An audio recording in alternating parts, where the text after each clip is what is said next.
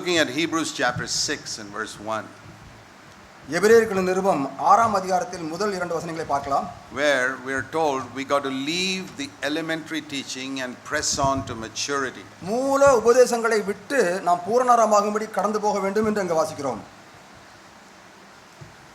And in the earlier verses in the end of chapter 5, 5ஆம் அதிகாரத்தின் பின்பகுதியிலே he says all of you should have become mature teachers by now, but you are still children. நீங்கள் இந்த நாட்களிலே நீங்கள் வளர்ந்து மற்றவர்களுக்கு போதிக்கத்தக்க அளவுக்கு முதிர்ச்சியை பெற்றுக்கொண்டிருக்க வேண்டுமே, ஆனால் இன்னும் பிள்ளைகளா இருக்கிறீர்களே உங்க அங்கலாப்பை பார்க்கிறோம். And he gives them, please listen carefully, one reason why they remain children. ஏன் அவர்கள் வளராதபடி சிறு பிள்ளை போலவே இருக்கிறார்கள் என்பதற்கு ஒரு காரணத்தையும் அங்கு பவுல் எழுதுகிறார். So listen to this carefully. இந்த வசனத்தை ஜாக்கிரதையாக கவனியுங்கள். Verse 5, chapter 5, verse 12. 5ஆம் அதிகாரம் 12வது வசனம். By this time you should have been teachers, but you still need somebody to teach you. காலத்தை பார்த்தால் போதகராக நீங்க இருக்க வேண்டும், ஆனால் இப்பொழுது மற்றவர்கள் உங்களுக்கு போதிக்கிற அளவுக்கு இன்னும் பிள்ளைகளாக இருக்கிறீர்களே. You know, that is the condition of many born again believers today. மனம் திரும்பி ரட்சிக்கப்பட்ட விசுவாசிகள் அநேகருடைய நிலைமை இப்படித்தான் இருக்கிறது. They are born again, அவர்கள் மனம் திரும்பி இருக்கிறார்கள், but they are still children. ஆனால் இன்னும் சிறு குழந்தையை போல தான் இருக்கிறார்கள். Think of all these children we prayed for now. இப்பொழுது நாம் ஜெபித்தோமே இந்த பிள்ளைகள் எல்லாம் யோசித்து பாருங்கள். Supposing they remain the same size for the next 5-10 years. 5-10 வருடங்கள் ஆகியும் கூட அதே ஒரு உருவத்திலேயே அவர்கள் இருந்தால், வளராமல் இருந்தால் எப்படி இருக்கும்? Don't you think the parents will be terribly concerned? அப்படி இருந்தால் பெற்றோர்களுக்கு அது எவ்வளவு கர்சனையை உண்டாக்கி இருக்கும் என்று தெரியுமா? Like that, God is concerned about his children who are spiritually not growing. ஆவிக்குரிய பிள்ளைகளாக இருக்கிற தேவனுடைய பிள்ளைகளும் கூட ஆவிக்குரியவர்கள் வளர்ச்சியடையாமல் இருக்கும் பொழுது தேவனும் அப்படித்தான் கர்சனை உள்ளவராக துக்கமுள்ளவராக காணப்படுகிறார். Let me say to you parents, பெற்றோர்களே உங்களை பார்த்து ஒரு சில வார்த்தைகளை or even young people, வாலிபர்களுக்கும் அது பொருந்தும். you know, even young boys and girls, they'll be very concerned if they don't grow in height and remain very short. தந்த பிள்ளைகள் கூட தாங்கள் வளர வேண்டிய அளவுக்கு வளராதபடி குள்ளமா இருந்தால் அவர்களே ஒரு தங்களை குறித்து ஒரு கர்சனை உள்ளவர்களாக இருப்பார்கள், ஏன் வளரவில்லை என்று. And if you are concerned about your physical growth of your children, உங்களுடைய பிள்ளைகளுடைய சரீர வளர்ச்சியை குறித்து நீங்கள் அவ்வளவு கர்சனையா இருக்கும் பொழுது, and you are not concerned about your own spiritual growth, உங்களுடைய சொந்த ஆவிக்குரிய வாழ்க்கையின் வளர்ச்சியை குறித்து நீங்கள் கர்சனையா இல்லாமல் இருந்தால், you are concerned that your children should go from first standard to second standard to third standard year after year. ஒவ்வொரு வருடம் முதல் வகுப்பு, இரண்டாம் வகுப்பு, மூன்றாம் வகுப்பு என்று படித்து தேறிக்கொண்டே வரும் என்று விரும்பும் பொழுது, you are not concerned that you yourself should grow in knowledge and usefulness to God. தேவனை அறிகிற அறிவிலும் தேவனுக்கு பிரயோஜனமான காரியத்திலும் நீங்கள் ஒவ்வொரு நாளும் வளர்ந்து வர வேண்டும் என்று கர்சனை உங்களுக்கு இல்லாமல் இருந்தால், what does that prove? அது எதை நிரூபிக்கும்? Please listen. ஜாக்கிரதையாக கவனியுங்கள். It proves that you value earthly things much more than spiritual things. பூமிக்கு அடுத்த காரியங்களை, பரத்துக்கு அடுத்த காரியங்களை காட்டிலும் அதிகமாகத்தான் நீங்கள் மதிக்கிறீர்கள் என்பதை தான் அது நிரூபித்து காண்பிக்கும். If you are concerned about sickness in your family, உங்கள் வீட்டிலே குடும்பத்திலே ஒரு வியாதி வந்தால் அது குறித்து கர்சனையா இருக்கும் பொழுது, but you are not concerned about secret sin in your life, ஆனால் அதே நேரத்தில் உங்கள் வாழ்க்கையிலே அந்தரங்கத்திலே காணப்படுகிற பாவத்தை குறித்து கர்சனை இல்லாமல் இருந்தால், that proves that you are more interested in earthly things than in spiritual things. அது எதை நிரூபிக்கிறது என்றால் ஆவிக்குரிய காரியங்களை காட்டிலும் பூமிக்கு அடுத்த காரியங்களை தான் அதிகமாக மதிக்கிறீர்கள், தேடுகிறீர்கள் என்பதை நிரூபித்து காண்பிக்கும். That proves that you believe your body is more important than your soul.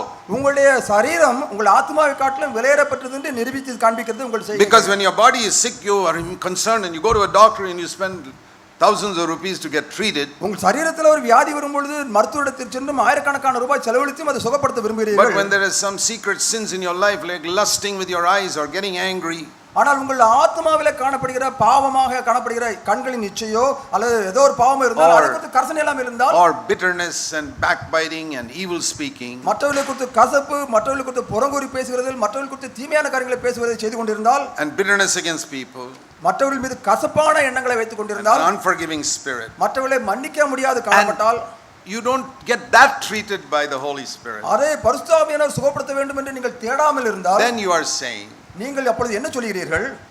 God, தேவனே, I don't believe my soul is that important. My body is very important. என்னுடைய ஆத்மா விலையேற பெற்றது என்று நான் நம்பவில்லை, என் சரீரம் தான் விலையேற பெற்றது என்று நான் நம்புகிறேன் என்று சொல்லி தேவனை பார்த்து சொல்கிறீர்கள். And such people will remain babies forever. அப்படிப்பட்டவர்கள் வாழ்நாள் முழுவதுமே ஒரு சிறு குழந்தைகளாகவே ஆவிக்குரிய வாழ்க்கையில் Not இருப்பார்கள். only remain babies, அவர்கள் குழந்தைகளாக இருப்பது if they மாத்திரமல்ல, continue like that, they may even lose their salvation one day and go to hell. அவர்கள் அப்படியே கடந்து போனால் ஒரு காலகட்டத்திலே ரட்சிப்பை இழந்து நரகத்திலே போய் சேர்ந்து விடுவார்கள். It is possible to lose your salvation. உங்கள் ரட்சிப்பை இழப்பது சாத்தியமான ஒரு காரியம். That also it says here, after pressing on to maturity in verse 1. முதலாம் வசனத்திலே பூரணமாக வரும்படி கடந்து போன பின்பு, It says in chapter 6 verse 4, 6ஆம் அதிகாரம் 4ஆம் வசனத்தில் இப்படி that எழுதப்பட்டிருக்கிறது, after you receive the Holy Spirit பரிசுத்த ஆவியை பெற்றுக்கொண்ட பிறகும், and after you experience God's power in verse 5, 5ஆம் வசனத்திலே தேவனுடைய வளங்களை நீ ருசி பார்த்த பின்பும், and then you fall away, verse 6, 6ஆம் வசனத்திலே திரும்ப நீங்க மறுதலித்து போய் விட்டு then it முடியுமே. is impossible to renew you to repentance, அப்படிப்பட்டவர்களை திரும்பமா புதுப்பிப்பது கூடாத காரியம் என்று வேதத்தில் எழுதப்பட்டிருக்கிறது. because you are crucifying the Son of God afresh, ஏனென்றால் நீங்கள் திரும்பவும் தேவகுமாரனை சிலுவையிலே அறைகிறீர்கள். because you are getting rain from heaven, verse 7, upon your field, and instead of bringing forth something good, your ground is producing, verse 8, thorns and thistles and worthless things. 7ஆம் வசனத்திலே பரலோகத்திலிருந்து ஒரு பெரிய மலையை போல பரிசுத்த அபிஷேகத்தை பெற்றுக்கொண்டும் தேவனுடைய நன்மைகளை பெற்றுக்கொண்டிருந்தும் ஒரு நலமானது நல்ல பயிரை கொடுக்காதபடி 8ஆம் வசனத்தில் சொல்லப்படுவது போல முட்செடிகளையும் முட்பூண்டுகளையும் உடைத்து தகாததாய் சபிக்கப்பட்டதை காணப்பட்டால் என்ன பிரயோஜனம்? That means verse 1 you press on to maturity, or verse 4 you backslide, one of the two. முதல் 2 வசனங்களுக்கு சொன்ன போல நீங்க பூரணராகும்படி கடந்து செல்ல வேண்டும், அல்லது 6 7 வசனங்களை 7 8 சொன்னது போல நீங்க பின்மாற்றம் அடைந்து ரட்சிப்பை இழந்து விட It's வேண்டும். like an aeroplane. ஒரு விமானத்தை போல. You know, an aeroplane has to move forward. ஆகாய விமானமானது முன்னேறி கொண்டே இருக்க வேண்டும். If it switches off its engine in the air and says, okay, I'm going to stop here, அது பறந்து கொண்டிருக்கும் பொழுது இன்ஜினை ஆஃப் பண்ணிவிட்டு அதை நிறுத்தி விட வேண்டும் முயற்சி பண்ணினால் it won't stop. அது அங்கே ஆகாயத்தில் நிற்காது, It'll come down. அது கீழே விழுந்து விடும். There are only two things that can happen to an airplane. அந்த ஆகாய விமானத்துக்கு ரெண்டு காரியம் தான் நடக்க முடியும். Either it goes forward or it drops down. ஒன்று அது முன்னேறி கொண்டே செல்ல வேண்டும், அல்லது கீழே விழுந்து நொறுங்கி விட வேண்டும். Christian life is like that. கிறிஸ்தவ வாழ்க்கை If you அப்படிப்பட்டது. are not moving forward, whether you know it or not, you are dropping to the ground. நீங்கள் கிறிஸ்தவ வாழ்க்கையிலே முன்னேறி செல்லாத பட்சத்திலே நீங்கள் ஒத்துக்கொள்கிறீர்களோ இல்லையோ நீங்கள் கீழே விழுந்து பின்மாற்றம் அடைந்து You may விடுவீர்கள். think you are stationary. நீங்கள் முன்னேறாதபடி ஒரே இடத்துல நிற்கிறோம் என்று நினைக்கிறீர்கள். You are not stationary. You are dropping. நீங்கள் ஒரே இடத்துல நிற்கவில்லை, பின்மாற்றம் அடைந்து விழுந்து And கொண்டிருக்கிறீர்கள். it's just a matter of time before you crash. உங்களுக்கு நேரம்தான் கணக்கு. ஒரு குறிப்பிட்ட காலம் வரும்பொழுது நீங்கள் கீழே விழுந்து நொறுங்கி விடுவீர்கள். Most churches won't tell you that. அநேக சபைகளிலே இதை குறித்து ஜனங்களுக்கு Most preachers won't tell you that. அநேக பிரசங்கிமார்கள் இதை உங்களுக்கு சொல்கிறதில்லை. But we have spiritual fathers in the church and love you so much, they tell you that. ஆனால் சபைகளிலே உங்களுக்கு ஆவிக்குரிய தகப்பன்மார்கள் இருக்கிறார்கள், அவர்கள் உங்களை எச்சரித்து உங்களுக்கு புத்திமதியை Who are சொல்கிறார்கள். concerned about your salvation and not your money. உங்களுடைய ரட்சிப்பை குறித்து அவர்கள் அக்கறையா இருப்பதனாலே அவர்கள் இதை சொல்கிறார்கள், உங்கள் பணத்தை குறித்து அவர்களுக்கு கர்சனை இல்லை, So அக்கறை we இல்லை. must move forward. ஆகவே நீங்கள் முன்னேறி செல்ல வேண்டும். And it tells us here, இங்கு சொல்லப்பட்டிருக்கிறது, why is it that you, chapter 5 verse 12, have not become teachers yet? 5ஆம் அதிகாரம் 12ஆம் வசனத்திலே நீங்கள் போதகர்களாக மலர்ந்திருக்க வேண்டுமே, ஏன் மலரவில்லை? See, do you know that even if you go to first standard, you can become a teacher? 1ஆம் வகுப்பு படிக்கும் பொழுதே நீங்கள் ஆசிரியராக மாற முடியும் தெரியுமா? You don't have to get a PhD to be a teacher. PhD பட்டம் படித்து தான் மற்றவர்களுக்கு போதிக்க வேண்டும் என்று அர்த்தம் அல்ல. The first standard student can teach the kindergarten student. 1ஆம் வகுப்பு படிக்கிற பையன் கிண்டர்கார்டன் படிக்கிற தன் தம்பி தங்கைகளுக்கு பாடம் சொல்லி கொடுக்க I முடியும். used to tell my older children, teach your younger children. என்னுடைய மூத்த பிள்ளைகளுக்கு தன்னுடைய தம்பிமார்களுக்கு பாடம் சொல்லி கொடுக்கும்படியாக நான் கொட்டு கொடுப்பேன். When they are 6 years old. அவர்கள் 6 வயதா இருக்கும் பொழுதே Can a கொடுப்பார்கள். 6-year-old be a teacher? 6 வயது உள்ள ஒரு பிள்ளை போதிக்க முடியுமா? Yes. நிச்சயமா To முடியும். those who are in a lower class. அந்த 6 வயதை விட கம்மியா இருக்கிற குறைந்த வகுப்பில் படிக்கிற பிள்ளைகளுக்கு போதிக்க முடியும். A 6-year-old can teach. CAT is cat. அந்த 6 வயது பிள்ளை CAT cat என்று சொல்லி பூனை எழுத்து கூட்டி That is சொல்லி a கொடுக்க teacher. முடியும். அது உபாத்தியாரை போல மாறுகிறது. Can a kindergarten student be a teacher? ஒரு கிண்டர்கார்டன் படிக்கிற பிள்ளை ஒரு ஆசிரியராக மாற முடியுமா? Yes. நிச்சயமா முடியும். To those who are not even in the kindergarten. பள்ளிக்கூடத்துக்கே போகாத பிள்ளைகளுக்கு கிண்டர்கார்டன் படிக்கிற பிள்ளை பாடம் சொல்லி So கொடுக்க முடியும். all of us can be teachers to those who are younger to us. நீங்கள் எல்லோருமே போதிக்கத்தக்கதான உபாத்தியர்களாக மாறிவிட முடியும். உங்களை காட்டிலும் ஆவிக்கிற வாழ்க்கையிலே குறைவாக You இருக்கிறவர்களுக்கு 15-16-year-old boys and girls can be teachers to the 7-8-year-old children here. 15-16 வயது உள்ள பிள்ளைகள் எல்லாரும் இங்க 7-8 வயது உள்ள பிள்ளைகளுக்கு நீங்கள் போதிக்கிறவர்களாக மாறி இருக்க வேண்டும். But That is why we must all grow so that we can help the ones younger to us. அப்படித்தான் நான் ஒவ்வொரு நாளும் முன்னேறி கொண்டு வளர்ந்து கொண்டே இருக்க வேண்டும். நம்மை விட வயதிலே கம்மியானவர்களுக்கு And போதிக்கத்தக்க ஞானம் வேண்டும். It tells us in verse 11 why we don't become such teachers. அந்த 11ஆம் வசனத்திலே ஏன் அப்படிப்பட்டவர்கள் வளர்ச்சியை முதிர்ச்சியை நான் பெற்றுக்கொள்ளவில்லை? It says concerning Jesus, we have a lot of things to say to you, but it's very hard to explain because you've become dull of hearing. இயேசு கிறிஸ்து குறித்த அநேக காரியங்களை உங்களுக்கு போதிக்கலாம், ஆனால் அதை போதிக்கிறதெல்லாம் நீங்கள் தாங்க மாட்டீர்கள். ஏனென்றால் நீங்கள் கேள்வியிலே மந்தம் உள்ளவர்களாக காணப்படுகிறீர்கள். What does he want to say about Jesus which is so difficult to understand? இயேசு கிறிஸ்துவை பற்றி சொல்கிற காரியங்களை புரிந்து கொள்வதற்கு கடினமாக இருக்கும் உங்களுக்கு மந்த புத்தி என்று சொல்கிறாரு. அதன் அர்த்தம் என்ன? That he died for the sins of the world is baby lesson. Every Christian understands that. இயேசு கிறிஸ்து உலகத்தின் பாவத்துக்காக சிலுவையிலே மரித்தார் என்பது அது ஆரம்ப பள்ளிக்கூடத்தின் பாடம். அது எல்லா கிறிஸ்தவர்களுக்கும் தெரியும். Milk. அது பால் குடிக்கிற அனுபவம். He died, he rose again, he ascended, he is coming back. இயேசு கிறிஸ்து மரித்தார், அடக்கம் பண்ணப்பட்டார், உயிரோடு எழும்பினார், பரத்துக்கு எடுத்துக் கொள்ளப்பட்டார், திரும்ப வரப்போகிறார். That is milk. அது பால் குடிக்கிற ஒரு அனுபவத்தை போல. But now we have to know something about Jesus that is like solid food. இயேசு கிறிஸ்துவை குறித்த ஒரு அறிவு, ஒரு பலமுள்ள ஆகாரத்தை போல ஒரு அறிவு உங்களுக்கு தேவை. Do you know more about Jesus Christ than just that he died for our sins and rose again and இயேசு கிறிஸ்து பாவங்களுக்காக மரித்து உயிர்த்து எழுந்து பரத்துக்கு எடுத்துக் கொள்ளப்பட்டார் என்பதை காட்டிலும் அதிகமாக இயேசு கிறிஸ்துவை அறிந்திருக்கிறீர்களா? This is why he says you have not become teachers, why you are not growing to maturity. இதை குறித்து தான் பவுல் எழுதுகிறார், நீங்கள் இன்னும் போதிக்கிற அளவுக்கு வளரவில்லையே, சிறுபிள்ளைகளா இருக்கிறீர்களே எங்க அங்கலாய்க்கிறார். And what is that? அது என்ன? In the previous verses. முந்தின வசனங்களில் பார்க்கலாம். Verse 7. 7ஆம் வசனத்தை பார்க்கலாம். In the days when Jesus was in his flesh on earth, இயேசு கிறிஸ்து மாம்சத்தில் இருந்த நாட்களிலே he prayed, அவர் ஜெபித்தார், and offered supplications with loud crying and tears. பலத்த சத்தத்தோடும் கண்ணீரோடும் விண்ணப்பம் பண்ணினார். Now we know he did that in Gethsemane. Gethsemane தோட்டத்திலே அவர் ஜெபித்தார் என்று நமக்கு தெரியும். But that was only for 1 hour. அது ஒரு மணி நேரம் தான் அப்படி ஜெபித்தார். That's not what is written here. ஆனா இங்க எழுதப்பட்டது அது அல்ல. In the days of his flesh means 33 years. மாம்சத்தில் இருந்த நாட்களில் அவர் வாழ்ந்த 33 வருட நாட்களில். He's not talking only about Gethsemane. Gethsemane தோட்டத்தில் நடந்த ஒரு சம்பவத்தை மட்டும் இங்க எழுதப்படவில்லை. Gethsemane was the last example of what went on for 33 years. 33 வருடங்கள் இயேசு கிறிஸ்துவின் வாழ்க்கையில் வாழ்ந்த காரியத்துக்கு ஒரு மாதிரியாக கடைசி நாளிலே கெத்செமனே தோட்டத்தில் நடந்த காரியம் நமக்கு எழுதப்பட்டிருக்கிறது. Do you know where Jesus used to pray? இயேசு கிறிஸ்து எங்க ஜெபிப்பார் என்று உங்களுக்கு தெரியுமா? Let me show you in Luke's Gospel chapter 5. லூக்காவின் சுவிசேஷம் 5ஆம் அதிகாரத்துக்கு திருப்பலாம். Verse 16. 16வது வசனம். Luke 5 verse 16. Luca 5:16. Jesus himself would often slip away to the wilderness and pray. அவரோ வனாந்தரத்தில் தனித்து போய் ஜெபம் பண்ணி கொண்டிருந்தார் என்று வாசிக்கிறோம். Now in the English it is written very clearly. ஆங்கிலத்தில் மிக தெளிவாக சொல்லப்பட்டிருக்கிறது. He would slip away. யாருக்கும் தெரியாதபடி நழுவி போய் விடுவார். It's a wonderful expression. அழகான ஒரு வார்த்தை. That means he is standing there with 7 or 8 people talking. All are talking together. 7-8 பேர் உட்கார்ந்து மொத்தமா பேசிக் கொண்டிருப்பார்கள். இயேசுவும் அங்கே இருப்பார். And after a few minutes they look around, hey, where's Jesus? Where did he go? கொஞ்ச நேரம் கழித்து இயேசு கிறிஸ்து எங்க தேடி பார்த்தால் இருக்க மாட்டார். அவர் நழுவி யாருக்கும் தெரியாமல் போய் விடுவார். Nobody knew. They were all talking and that is the meaning of slip away. எல்லாரும் பேசிக் கொண்டிருப்பார்கள், அவர் மட்டும் வழி விடுவார். இதுதான் நழுவி போகிற ஒரு அனுபவம். He didn't get up and say, brothers, I'm going to pray now, please excuse me. அவர் இப்படியாக சொல்லலாம், நான் ஜெபிக்க போகிறேன், தயவு செய்து சகோதரர்களே மன்னித்துக் கொள்ளுங்கள், நான் தனியா போய் ஜெபிக்க போகிறேன்னு சொல்லிருக்கலாம். That is how today people announce how much they pray. இன்னைக்கு பிரசங்கியார்கள் இப்படித்தான் தாங்கள் ஜெபிக்கிறதை மற்றவர்களுக்கு பிரகடனப்படுத்தி காண்பிக்கிறார்கள். Jesus always did not want people to know where he was going. ஆனால் இயேசு கிறிஸ்து ஒரு நாளும் தான் எங்கே போய் ஜெபிக்கிறேன் என்பதை மற்றவர்கள் காணக்கூடாதுன்னு சொல்லி நழுவி விடுகிறார். Slip away. அவர் நழுவி போய் விடுவார். They would look around, where's he gone? அவர் எங்க போய்ட்டார் தேடி பார்ப்பார்கள், கண்டுபிடிக்க முடியாது. And it says he would often do this. அவர் அடிக்கடி அப்படி செய்வார் என்று எழுதப்பட்டிருக்கிறது. Why did he go to the wilderness? ஏன் அப்படி வனாந்தரத்துக்குள்ளே போகிறார்? Why not into some room? ஏன் ரூமுக்குள்ளே போய் கதவை மூடி கொண்டில்லாம இருக்கலாமே? Because we read in Hebrews 5.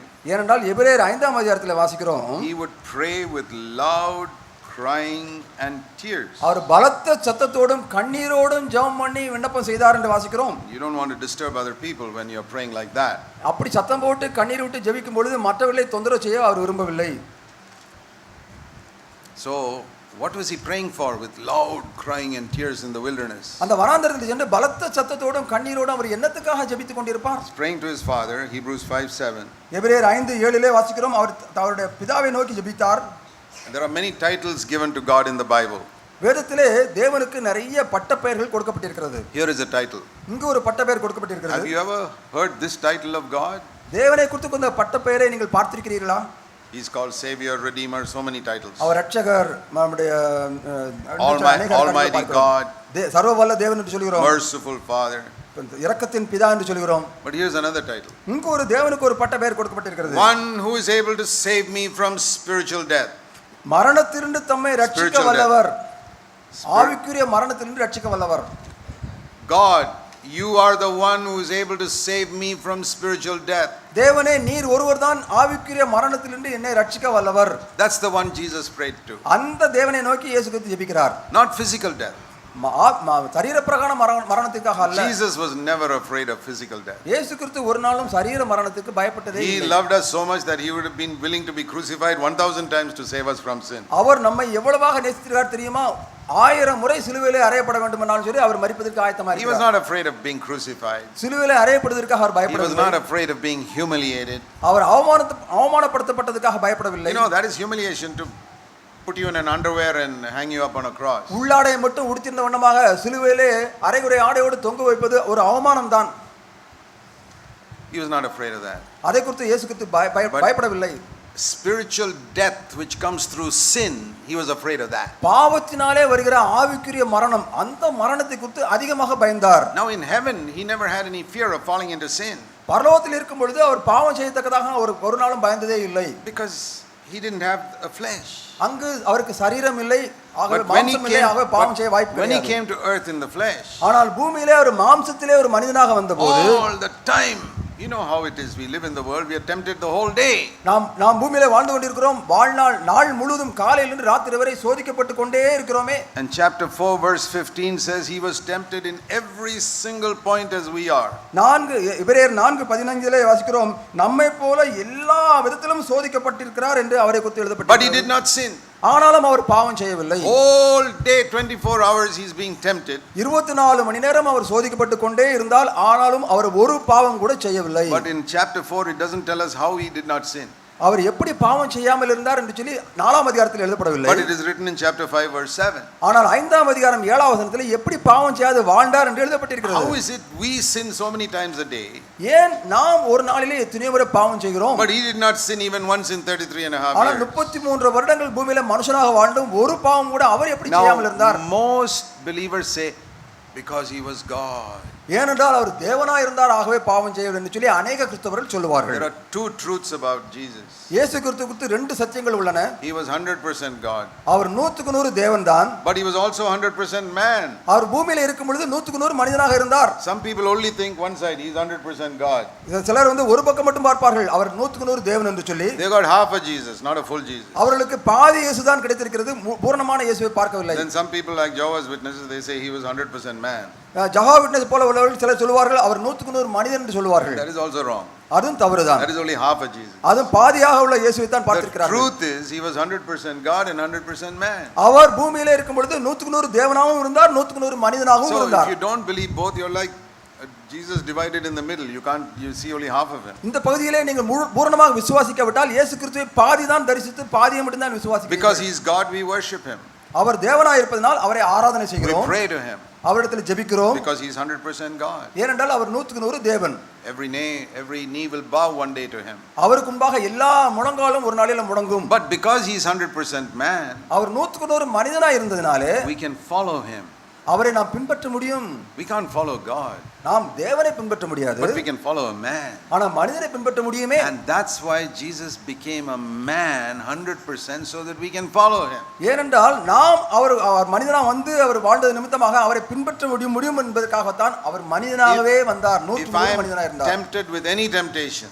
நாம் எந்த விதத்திலே நாம் சோதிக்கப்பட்டாலும், tempted to be angry, கோபப்படத்தக்கதாக சோதிக்கப்பட்டாலும், I can't say Lord you were never tempted to be angry. நீர் கோபப்படப்பட்டதாக நீ சோதிக்கப்படவில்லை என்று இயேசு கிறிஸ்து பார்த்து சொல்லவே முடியாது. 4:15 he was tempted in everything like me. எபிரேயர் 4:15 வாசிக்கிறோம், அவர் எல்லா விதத்திலும் நம்மை போல சோதிக்கப்பட்டார். You are tempted with women.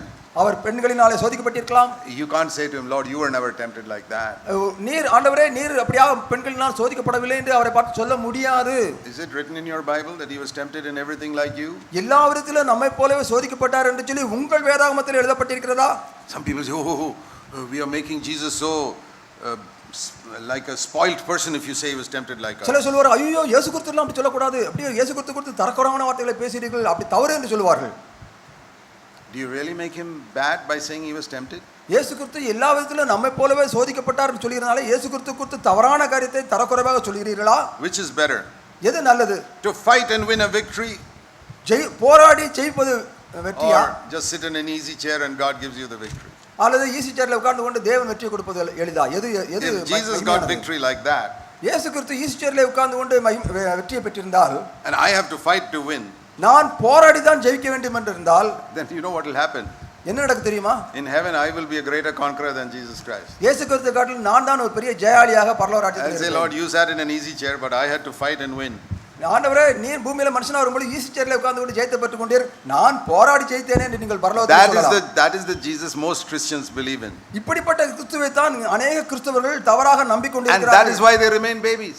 ஆகவே தான் அவர்கள் இன்னும் சிறு குழந்தைகளாகவே இருக்கிறார்கள். That's what he says in chapter 5 verse 11. Concerning him we have much to say, but you can't hear it properly. 11ஆம் வசனத்திலே அவரை குறித்து அநேக காரியங்கள் சொல்ல வேண்டியிருக்கிறது, ஆனால் நீங்கள் இன்னும் கேள்வியில மந்தமுள்ளவர்களாக இருக்கிறீர்களே என்று சொல்கிறார். You cannot overcome unless you see Jesus tempted like us. நம்மை போலவே சோதிக்கப்பட்ட இயேசு கிறிஸ்துவை நீங்கள் பார்க்காத பட்சத்திலே நீங்க ஒரு நாளும் ஜெயிக்க முடியாது. See chapter 3, Revelation 3:21. வெளிப்படுத்தின விசேஷம் 3ஆம் அதிகாரம் 21ஆம் வசனத்தை பாருங்கள். And I want to ask you only one question. ஒரே ஒரு கேள்வியை மாத்திரம் உங்களை பார்த்து கேட்க Do விரும்புகிறேன். you believe this verse? இந்த வசனத்தை நீங்கள் விசுவாசிக்கிறீர்களா? It's a very important verse. ரொம்ப அழகான ஒரு முக்கியமான ஒரு வார்த்தை. Revelation 3:21. வெளிப்படுத்தின விசேஷம் 3ஆம் அதிகாரம் 21வது. The Lord is speaking to believers here in a church. இங்கு சபையிலே உட்கார்ந்து இருக்கிற விசுவாசிகளை பார்த்து தேவன் ஒரு கேள்வி கேட்கிறார். He who overcomes, நான் ஜெயங்கொண்டு he who overcomes, ஜெயங்கொள்ளுகிறவன் எவனோ, I will give him authority to sit with me on my throne. அவனுக்கு என்னோடு சிங்காசனத்தில் உட்காரும்படியாக நான் அவனுக்கு அருள் செய்வேன், அதிகாரம் கொடுப்பேன். எப்படி? As I also overcame. நான் ஜெயங்கொண்டு. That means Jesus had a battle. ஏனால் அவரும் போராடி இருக்கிறார், அந்த போராட்டத்தில் அவர் ஜெயம் பெற்றார். He didn't sit in an easy chair. அவர் ஈஸி சேர்ல உட்கார்ந்து கொண்டு ஜெயம் பெற்றார். He said, Lord, as I overcame and sat with my Father on his throne. நான் ஜெயங்கொண்டு என் பிதாவினுடைய சிங்காசனத்தில் அவரோடு உட்கார்ந்தது போல. Let's read that verse slowly. அதை இந்த வசனத்தை நிறுத்தி வாசிக்கலாம். You say, Lord, தேவனே, why did you sit with the Father on his throne, Lord Jesus? பிதாவினுடைய சிங்காசனத்தில் அவரோடு கூட எதனாலே நீ உட்கார்ந்திருக்கிறீர் என்று கேளுங்கள். Because you're the Son of God? நீ தேவகுமாரனா இருப்பதினாலா? No. இல்லை. Because he overcame. நான் ஜெயம் கொண்டதினாலே என்று சொல்வார். That's the answer he gives. I overcame, therefore I am sitting with the Father on the நான் throne. ஜெயம் கொண்டதினாலே பிதாவுடைய வலது பிதாவோடு சிங்காசனத்தில் உட்கார்ந்திருக்கிறேன். And so, Lord, you had to fight a battle? நீர் போராட வேண்டியது அவசியமா இருந்ததா? Yes. நிச்சயமாக. I fought and overcame. நான் போராடி ஜெயித்தேன் என்று சொல்வார். Because I want to be an example for you. நான் உங்களுக்கு மாதிரியா இருக்கும்படியாக போராடி ஜெயித்திருக்கிறேன். If the Father gave me victory sitting in an easy chair, how can I be an example for you? பிதா நான் ஈஸி சேர்ல உட்கார்ந்து கொண்டு அவர் கிருபை கொடுத்து நான் ஜெயித்திருந்தால் நான் உங்களுக்கு எப்படி மாதிரியா இருக்க முடியும்? See, the captain of a army must go in front and fight himself, then only he can be an example to the others. ஒரு சேனையினுடைய கேப்டனாக தளபதியாக இருக்கிற மனுஷன் அவன் சேனைக்கு முன்பாக சென்று யுத்தம் பண்ணி ஜெயத்தை கொண்டு வர வேண்டும். Not like a coward sit at the back and tell the soldiers to go and fight. ஒரு கோழையை போல அந்த சேனையுடைய பின்னாடியில உட்கார்ந்து கொண்டு மற்றவர்கள் எல்லாம் சேனைக்கு முன்னால சண்டை போட அனுப்புவது அது ஒரு அடையாளம் அல்ல. Captain, that is a coward. அவன் தளபதி அல்ல, அவன் கோழை. He himself did not want to fight, he tells us to fight. அவருக்கு அந்த யுத்தத்திலே செய்வதற்கு பயம், அவன் போராடுகிறதில்லை, மற்றவர்களை பார்த்து போராடுங்கள் சொல்றார். I tell you, most Christians have made Jesus a coward and not a captain of our salvation. இயேசு கிறிஸ்துவை அநேகர் கோழையாக தான் மாற்றுகிறார்கள் ஒழிய நம்ம ரட்சிப்பின் தளபதி என்று அவரை They say he never had to fight any battle, he sat there in an easy chair, but we have to fight every day. இயேசு கிறிஸ்து ஒரு நாளும் போராடவில்லை, அவர் ஈஸி சேர்ல உட்கார்ந்து கொண்டிருந்தார். ஆனால் நாம் தான் பாவத்தோடு போராட வேண்டும். That is against what he says. இங்கு வேதத்தில் சொல்லப்பட்ட வார்த்தைக்கு முரண்பாடாக I overcame. நான் ஜெயம் கொண்டேன். And now you can also overcome. நான் ஜெயம் கொண்டது போல நீங்களும் ஜெயம் கொள்ள முடியும். And you say, Lord, how will I sit on the throne with you one day? உம்மோடு கூட நானும் எப்படி அந்த சிங்காசனத்தில் உட்கார முடியும்? Because I am born again? நான் மனம் திரும்பி இருக்கிறேன்? No. போதாது. You have to overcome. நீங்களும் ஜெயம் கொள்ள வேண்டும். I also did not sit on the throne because I am the Son of God. நான் தேவனுடைய குமாரனாய் இருப்பதனால நான் சிங்காசனத்தில் உட்காரவில்லை. I had to overcome. Therefore I sat on the throne. நான் ஜெயம் கொண்டதினாலே பிதாவுடைய வலது சிங்காசனத்திலே உட்கார்ந்திருக்கிறேன். The same law for you. அதே பிரமாணம் தான் உங்களுக்கும் பொருந்தும். You are not going to sit with me on my throne if you don't overcome. நீங்கள் ஜெயம் கொள்ளாத பட்சத்திலே என்னோடு கூட சிங்காசனத்திலே உட்கார முடியாது. If you just sit and say I accepted Jesus few years ago. நான் 3 வருடத்துக்கு முன்பாக இயேசு கிறிஸ்துவை ஏற்றுக்கொண்டேன் இரட்சகராக என்று சொன்னால் you allow yourself to be defeated by sin day after day after day in your house. உங்கள் வீட்டிலே ஒவ்வொரு நாளும் பாவம் வரும்பொழுது சோதிக்கப்படும் பொழுதெல்லாம் தோல்வி அடைந்து கொண்டே இருக்கிறீர்கள். I can tell you in Jesus' name, you will never sit with him on the throne ever in eternity. இயேசு கிறிஸ்து நாமத்தினால உங்களுக்கு சொல்கிறேன், நிச்சயமாக ஒரு நாளும் கூட அவருடைய சிங்காசனத்திலே அவரோடு கூட உட்கார முடியாது. You can say what you like, that you accepted Christ. நீங்கள் இயேசு கிறிஸ்துவை ஏற்றுக்கொண்டேன்னு சொல்லி நீங்க எதையும் சொல்லிக் கொண்டிருக்கலாம். But the word of God says, if you overcome, I will grant to him to sit with me on my throne. என்னோடு கூட நீங்களும் ஜெயம் கொண்டால் உங்களுக்கு நான் என்னோடு பிதாவுடைய சிங்காசனத்தில் உட்கார்ப்பதற்கு அருள் செய்வேன் என்று அவர் சொல்லி இருக்கிறார். Supposing you go to heaven நீங்க பரலோகத்துக்கு செல்கிறீர்கள், and you discover that what I told you just now is a lie, நான் இப்படி சொன்னது பூரா பொய் என்று அங்க கண்டுபிடிக்கணும் that சொல்லுங்க. Jesus also allows people to sit on the throne who did not overcome, ஜெயம் கொள்ளாத அநேகரையும் இயேசு கிறிஸ்து தம்மோடு சிங்காசனத்தில் உட்கார வைத்திருக்கார் என்று நினைத்துக் கொள்ளும் then கண்டுபிடிக்கிறீர்கள். I will say to the Lord, அப்பொழுது இயேசு கிறிஸ்துவை பார்த்து நான் இப்படி சொல்லுவேன், I say, Lord, then you're an absolute liar what you said in Revelation 3:21. வெளிப்படுத்தின விசேஷம் 3ஆம் அதிகாரம் 21ஆம் வசனத்தில் சொன்னது நீர் சொன்னது 100% பொய் என்று இயேசு Because you said only those who overcome will sit with you on the throne. ஏனென்றால் ஜெயம் கொள்ளுகிறவன் எவனோ அவன்தான் என்னோடு சிங்காசனத்தில் உட்கார்ந்திருப்பார் என்று சொல்லி Now இருக்கிறீர்கள். you're allowing every Tom, Dick and Harry who said he's accepted Christ to sit with you on the throne. இப்பொழுது இங்க வந்தா யாரையும் எல்லாரையும் நீர் உம்மோடு சிங்காசனத்தில் உட்கார்ந்திருக்கிறே, அது எப்படி? Are you a liar, Lord? ஆண்டவரே நீர் ஒரு பொய்யரா? It will not be like that. அப்படி ஒரு நாள் நிச்சயத்தில் நடக்காது. Don't believe all the lies that preachers have told you. பிரசங்கியார்கள் சொல்கிற பொய்யை நம்பி ஏமாந்து போகாதீர்கள். Believe what Jesus says rather than all these television preachers. இயேசு கிறிஸ்து சொல்லிய வார்த்தையை நம்புங்கள், அந்த தெருவிலும் பிரசங்கியார்கள் சொல்கிற பொய்களை நம்பாதீர்கள். I'm sorry to say today's Christians know more what the television preachers say than what the Bible says. இன்றைக்கு கிறிஸ்தவர்களை குறித்து துக்கமான காரியம் என்னவென்றால் டெலிவிஷன் பிரசங்கியார்கள் பிரசங்கிக்கிறவர்களை அவர்கள் நம்புகிறார்கள், அறிந்து கொண்டிருக்கிறார்கள், வேதத்தில் சொல்ல காரியங்களை அறியவில்லை, நம்பவில்லை. Now you'll turn back to Hebrews 5 verse 8. எபிரேயர் 5ஆம் அதிகாரம் 8ஆம் வசனத்துக்கு திருப்புவோம். Did Jesus have to learn obedience? இயேசு கிறிஸ்து கீழ்ப்படிதலை கற்றுக்கொள்ள வேண்டுமா? Hebrews 5:8 says, although he was a son, he had to learn obedience. இங்கு 8ஆம் வசனத்தில் சொல்லப்பட்டிருக்கிறது, அவர் குமாரனாய் இருந்தும் கீழ்ப்படிதலை கற்றுக்கொள்ள How வேண்டும். did he learn obedience? By the things he suffered. அவர் எப்படி கீழ்ப்படிதலை கற்றுக்கொண்டார்? தான் பட்ட பாடுகளினாலே கீழ்ப்படிதலை கற்றுக்கொண்டார். Do you know there's something that Jesus could not learn when he was in heaven? பரலோகத்தில் இருக்கும் பொழுது இயேசு கிறிஸ்து கற்றுக்கொள்ள முடியாத ஒரு காரியம் இருந்தது, உங்களுக்கு தெரியுமா? He knew everything. அவருக்கு எல்லாம் தெரியும். He knew everything that happens and is going to happen in the future, everything. He is Almighty God. கடந்த காலம், நிகழ்காலம், வருங்காலம் எல்லாவற்றையும் அவர் தேவனாய் இருந்தனாலே அவர் தெளிவாக அறிந்திருந்தார். But there's one thing God can never learn. ஆனால் தேவனாய் இருந்த அவர் ஒரு காரியத்தை கற்றுக்கொள்ள முடியாது என்பது. What is that? அது என்னது? Obedience. கீழ்ப்படிதல். How can he learn obedience? Who has he got to obey? Who does God obey? கீழ்ப்படிதலை எப்படி கற்றுக்கொள்ள முடியும்? தேவன் யாருக்கு கீழ்ப்படிவது? Isn't that amazing? He cannot learn obedience in heaven.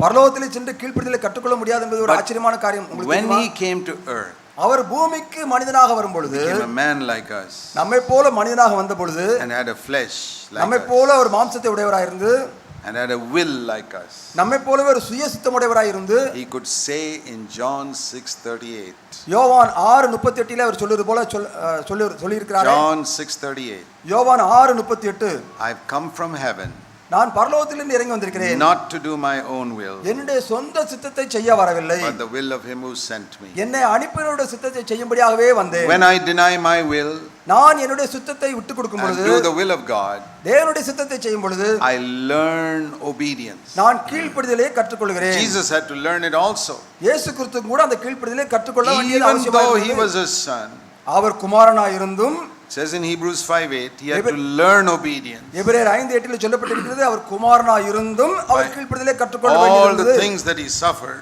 அவர் பட்ட பாடுகளினாலே கீழ்ப்படிதலை கற்றுக்கொண்டார். Then it says in Hebrews 5:9, அதுக்கு பிறகு எபிரேயர் 5:9 he சொல்லப்பட்டிருக்கிறது, became perfect. Our பூரணரானார். That means he was completed. அவர் பூரணத்தை அடைந்து விட்டார், He தேறி விட்டார். got the highest degree in God's college. ஆவிக்குரிய வாழ்க்கையிலே தேவன் கொடுக்கிற படிப்பிலே மேலான பட்ட படிப்பை படித்து முடித்து விட்டார். And now he is the professor in the same college, teaching what he learned to others. இப்பொழுது அதே தேவனுடைய கல்லூரியிலே அவர் கற்றுக்கொண்ட பாடத்தை மற்றவர்களுக்கு போதிக்கிற ஒரு ஆசிரியராக இப்பொழுது இருந்து போதித்துக் கொண்டிருக்கிறார். What did he learn? அவர் எதை கற்றுக்கொண்டார்? Obedience. Hebrews 5:8. எபிரேயர் 5:8 படி அவர் கீழ்ப்படிதலை And கற்றுக்கொண்டார். now he is teaching obedience, verse 9, to others. இப்பொழுது நமக்கு கீழ்ப்படியவர்களுக்கு கீழ்ப்படிதலை கற்றுக் கொடுக்கிறார். Thus, chapter 6 verse 1, we can also grow up to maturity. இப்பொழுது எபிரேயர் 6:1-2 பார்க்கும் பொழுது இந்த வண்ணமாகவே நாமும் பூரணத்தை நோக்கி கடந்து செல்ல வேண்டும். When you see this truth, இந்த சத்தியங்களை நீங்கள் பார்க்கும் பொழுது This is hidden from many Christians இது अनेक கிறிஸ்தவர்களுக்கு மறைக்கப்பட்ட because they சத்தியங்கள். don't want to become perfect. ஏனென்றால் அவர்கள் பூரணமாக They விரும்பவில்லை. don't want to complete the education in God's university. தேவனுடைய அந்த பல்கலைக்கழகத்திலே கற்றுக் கொடுக்க வேண்டிய பாடத்தை கற்றுக்கொள்ள அவர்களுக்கு விருப்பம் கிடையாது. That's why he says there's many things we want to say to you about Jesus, verse 11, but you cannot understand. ஆகவே தான் 11ஆம் அதிகாரம் 11வது வசனம் 5ஆம் அதிகாரத்திலே இந்த இயேசு கிறிஸ்துவை குறித்து अनेक காரியங்களை விஸ்தாரமாய் பேசலாம், ஆனால் நீங்க மந்தமுள்ளவர்களாய் இருப்பதனாலே அது விளங்க பண்ணுவது அரிதா இருக்கிறது. After I was born again, நான் மனம் திரும்பின பின்பு for 16 years after I was born again and baptized, I never understood this truth. ரட்சிக்கப்பட்டு ஞானஸ்நானம் எடுத்து 14 வருடங்களாக இந்த சத்தியங்களை அறியாதவனாக நான் I காணப்பட்டேன். was a good Christian, but I didn't grow. நான் நல்ல கிறிஸ்தவனாக இருந்தேன், ஆனால் வளரவே இல்லை. I grew in knowledge, அறிவிலே வளர்ந்திருந்தேன், but not in maturity. ஆனால் ஆவிக்குரிய முதிர்ச்சியிலே வளரவே இல்லை. I will give you my testimony. என்னுடைய சாட்சி குறித்து நான் I சொல்றேன். began to grow in maturity நான் முதிர்ச்சியை நோக்கி எப்படி only வளர ஆரம்பித்தேன்? after I understood that Jesus was tempted like me. என்னை போலவே இயேசு கிறிஸ்து சோதிக்கப்பட்டார் என்ற சத்தியத்தை அறிந்த பின்புதான் He நான் வளர prayed ஆரம்பித்தேன். with loud crying and tears, Father, save me from sin. பிதாவை நோக்கி பலத்த சத்தத்தோடும் கண்ணீரோடும் பிதாவே என்னை மரணத்திலிருந்து ரட்சியும் என்று இயேசு கிறிஸ்து கதறின கதறலை பார்த்த From பிறகுதான் sin which leads to death. அந்த பாவமானது மரணத்துக்குள்ளே கொண்டு விடுமே, Save me from that. அந்த மரணத்தினுடைய பாதுகாத்து விடும் என்று இயேசு கிறிஸ்து The ஜெபித்தார். Lord showed me. இயேசு கிறிஸ்து தேவன் அதை எனக்கு காண்பித்தார். When you pray like that to be free from sin, you will get victory over sin. பாவத்தை விட்டு விடுதலையாவதற்கு ஜெயிப்பதற்கு இப்படியாக நீ ஜெபித்து கதறி அழுதால் நிச்சயமாக ஜெயத்தை பெற முடியும் என்று சொன்னார். You pray in a half-hearted way. ஆனா அரைகுறை மனதோடு நீ ஜெபிக்கிறீர்கள். Yeah, Lord, it will be good if you can give me victory over sin. ஆண்டவரே பாவத்தை ஜெயிக்கிற ஜெயம் கொடுத்தால் எனக்கு நலமா இருக்குமே. Brother Zach, please lay your hands on my head. Help me to get victory over sin. சகோதரனே அவர்களே என் தலையில கை வைத்து ஜெபம் பண்ணுங்கள், நான் ஜெயத்தை பெற்றுக்கொள்ள வேண்டும். I put my empty hands on your empty head. What will you get? ஒன்றுமில்லாத வெறுமனையான கையை ஒன்றுமில்லாத தலையில கை வைத்து ஜெபிக்கிறேன், ஒன்றும் You நடக்காது. won't get anything. உங்களுக்கு ஒன்றும் கிடைக்காது. Instead of that, அதற்கு பதிலாக don't get some preacher to lay his empty hands on your empty head. எந்த பிரசங்கியாரும் தங்கள் வெறுமனையான கையை வெறுமனையான தலையில வைப்பதற்கு அனுமதி You கொடுக்காதீர்கள். go to God தேவனிடத்தில் and say, செல்லுங்கள். Lord, you free me from sin. ஆண்டவரே என்னை பாவத்திலிருந்து விடுதலையாக்கும் என்று Fill me with the Holy Spirit. பரிசுத்தாவினால் நிரப்பும் என்று Help me to கேளுங்கள். follow in Jesus' footsteps. இயேசு கிறிஸ்துவின் அடிச்சுவடையில் நான் பின்பற்ற வேண்டும் என்று கேளுங்கள். And if you can't find a wilderness, வனாந்தரமான ஒரு இடம் உங்களுக்கு கிடைக்க வேண்டிய என்றால், I said, Lord, no wilderness in Bangalore. How do I go and pray like this? பெங்களூர்ல ஒரு வனாந்தரமே இல்லையே, போய் சத்தம் போட்டு அழுது கதறி ஜெபிப்பதற்கு. The Lord taught me to cry out in my heart without making a noise with my mouth. வாயினாலே சத்தம் போடாதபடி இருதயத்திலே சத்தம் போட்டு அழுவதற்கு தேவன் எனக்கு கற்றுக் You கொடுத்தார். know, you can do that. நீங்கள் செய்ய முடியுமா? There's a cry in my heart, but I don't want to make a noise and disturb other people. என் இருதயத்துல ஒரு பெரிய கதறல் இருக்கும், ஆனால் வாயினாலே சத்தம் போட்டு யாருக்கும் தொந்தரவு பண்ண மாட்டேன். Even at night when I'm sleeping, I don't want to disturb my wife. I can cry out to God in my heart, making no noise with my mouth. இரவிலே படுக்கையில படுத்திருக்கும் போது என் மனைவியை தொந்தரவு பண்ணாதபடி என் இருதயத்துல பலத்த சத்தத்தோடு அழுது கதறி படுக்கையில படுத்து நான் ஜெபிக்க முடியும். So you can do it. அதை நீங்கள் செய்யலாம். I know I've done it. நான் செய்திருக்கிறேன், நீங்களும் செய்ய முடியும். And with tears. கண்ணீரோடு அழுங்கள். See, tears don't make a noise, so you can do that anywhere. கண்ணீர் வருவதற்கு சத்தம் போடாமலே கண்ணீர் வரலாம். Cry out in your heart and let the tears flow from your eyes. உங்க இருதயத்திலே அழுங்கள், உங்கள் கண்ணீரில் கண்ணீர் வடியட்டும். Why tears? ஏன் கண்ணீர் Oh மாத்திரம்? Lord, I'm sorry I slipped up today. இன்றைக்கு நான் பாவத்தில் விழுந்து விட்டேன், ஆண்டவரே மன்னியும் என்று சொல்லி அழுங்கள். I said one rude word ஒரு today. கடினமான வார்த்தையை நான் பேசி விட்டேனே, Once my eyes. என் கண்களினாலே பாவம் செய்து விட்டேனே. Lord, forgive me. என்னை ஆண்டவரே என்னை மன்னியும். I tell you, you pray like this. இப்படி நீங்கள் ஜெபிப்பீர்கள் என்றால் By wonder you will be a victorious Christian. ஒரு வருடத்திலே ஒரு ஜெயமுள்ள கிறிஸ்தவனாக நீங்க மாறி When விடுவீர்கள். you don't do that, இதை நீங்கள் செய்யாத பட்சத்திலே you will just be attending conference after conference after conference 30 years, you will not grow at all. 30 வருடங்களாக ஒரு கூட்டம் முடித்து அடுத்த கூட்டம் முடித்து அடுத்த கூட்டம் இப்படி தொடர்ந்து கான்ஃபரன்ஸே வந்து கொண்டிருப்பீர்கள். ஆவிக்குரிய வாழ்க்கையில வளர்ச்சியே அடைய மாட்டீர்கள். Increasing in knowledge is like blowing a balloon. It becomes bigger in every conference. Bigger. ஒவ்வொரு கான்ஃபரன்ஸிலும் வந்து நீங்கள் வேத அறிவிலே வளரும் பொழுது அது பலூனை காத்தை ஊதி பெருசாக்குவது போல. The preacher blows some more, your balloon becomes bigger. அங்க பிரசங்கியார் ஒரு காரியம் செய்தியை கொடுக்கிறார், பலூன் பெருசாக மாறுகிறது. That's only hot air. There's nothing inside. அந்த பலூன் இருப்பதெல்லாம் ஒரு சூடான காற்று தான், ஒன்றுமே இல்லை. Somebody comes and irritates you once and the whole balloon bursts and falls. யாரோ வந்து உங்களை எரிச்சல் உண்டாக்குறார், ஊசி ஊத்தி குத்துகிறார், புஸ் காத்து போய் விட்டது. What type of Christianity is that? நீங்கள் பின்பற்ற கிறிஸ்தவம் எவ்வளவு தரக்குறைவானதா We have to இருக்கிறது. be solid Christians. நீங்கள் பலமுள்ள ஆகாரம் பிடித்து பலமுள்ள கிறிஸ்தவனாக இருக்க வேண்டும். Not hot air balloons. வெறும் காற்றினால் இருக்கிற பலூனை போல இருக்க கூடாது. Let's pray. நான் ஜெபிப்போம். Heavenly Father, பரலோக பிதாவே, help us to honor you in our life, எங்கள் வாழ்க்கையிலே உம்மை நாங்கள் கனம் பண்ண உதவி செய்யும். to to see the things that we don't see right now, நாம் இதுவரை பார்க்காத காரியங்களை இயேசு கிறிஸ்து மூலமா பார்க்க உதவி செய்யும். and help us to walk in the footsteps of Jesus. இயேசு கிறிஸ்துவினுடைய அடிச்சுவடியிலே நடக்கத்தக்கதாக எங்களுக்கு கற்றுத்தாரும். Pray in Jesus' name. இயேசு கிறிஸ்து நாமத்தில் ஜெபிக்கிறோம் பிதாவே. Amen. ஆமென்.